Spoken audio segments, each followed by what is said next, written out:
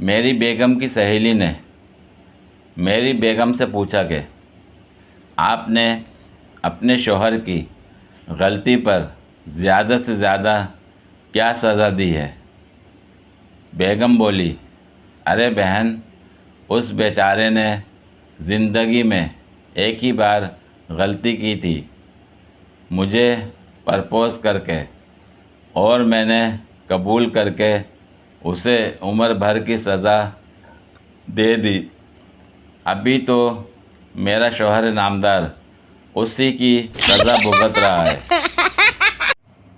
ایک لڑکی نے اپنا اسٹیٹس اپڈیٹ کیا، اچھو آج تو بہت زیادہ چھینکیں آ رہی ہیں، لائکس 109، کمنٹس 26، کچھ ٹھرکیوں کے کمنٹس۔ جابر جی، اللہ خیر کرے، طبیعت تو ٹھیک ہے؟ دل چور، کہیں سردی تو نہیں لگ گئی جناب کو؟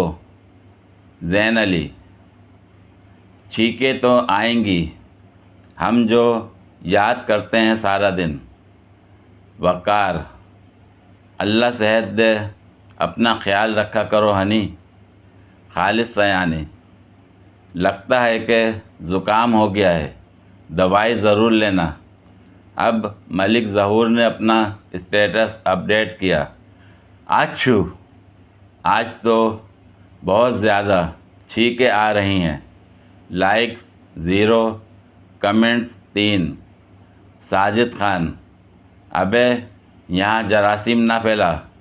سجاد احمد، تیار ہو جا بیٹے، موت کا فرشتہ یاد کر رہا ہے۔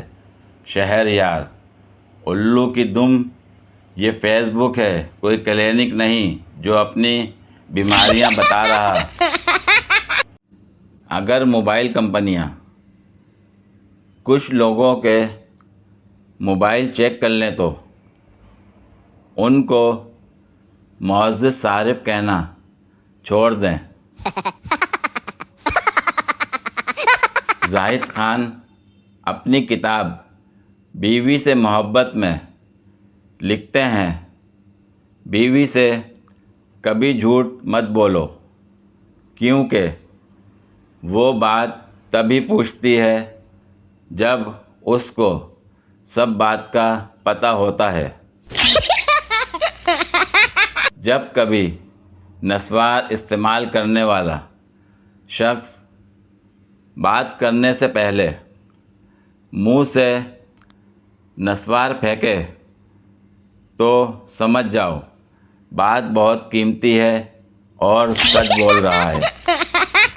مجھے لڑکوں پر بڑا رشک آتا ہے جب وہ بیٹھے بیٹھے اچانک منہ اٹھا کر باہر نکل جاتے ہیں اور ہم بیچاریوں نے کہیں جانا ہو تو پہلے بھائیوں کی منت سماجت کرو، وہ مان بھی جائیں تو گاؤن دھونے والا یا پریس کرنے والا، اسٹالر کتھے، سیفٹی پن لو، بروچ گواچ گیا۔ پھر باہر کو بھاگتے ہوئے یاد آتا ہے کہ چپل تو بدلی ہی نہیں۔ ادھر بھائی صاحب بائک اسٹارٹ کیے غصے سے پوچھ رہے ہوتے ہیں، تو جانا ہے کہ نہیں، اور کبھی کبھی چھوڑ بھی جاتے ہیں۔ ٹرین کے ایک پورے ڈبے میں بارات بیٹھی تھی۔ ایک آدمی کو جب کہیں جگہ نہ ملی تو وہ بھی ٹرین کے اسی ڈبے میں آ کے بیٹھ گیا۔ ٹرین چل پڑی۔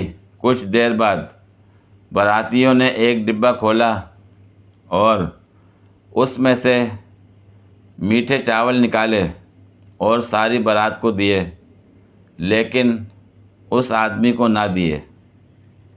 وہ چپ کر کے بیٹھا رہا کہ کوئی بات نہیں، شاید انہوں نے مجھے دیکھا نہیں۔ تھوڑی دیر بعد باراتیوں نے ایک اور ڈبہ کھولا، اس میں سے برفی نکالی اور ساری بارات میں تقسیم کر دی، لیکن اس آدمی کو نہ دی۔